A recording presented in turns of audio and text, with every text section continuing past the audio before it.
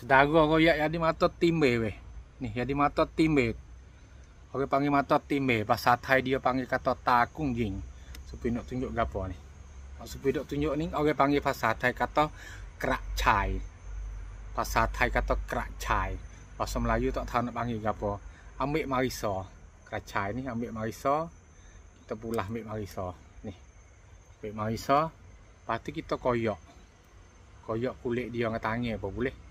Koyak kulit dia dengan tangan. Lepas tu kita tu kerak mucung dia sikit.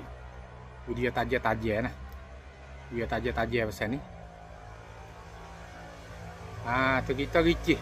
Dua tubik kulit dia, lepas tu kita ricih mucung. Lepas kita ronyak pejam mata, kita sapu di mata kita, lek luar. Sapuh ni nah. Sapuh ni.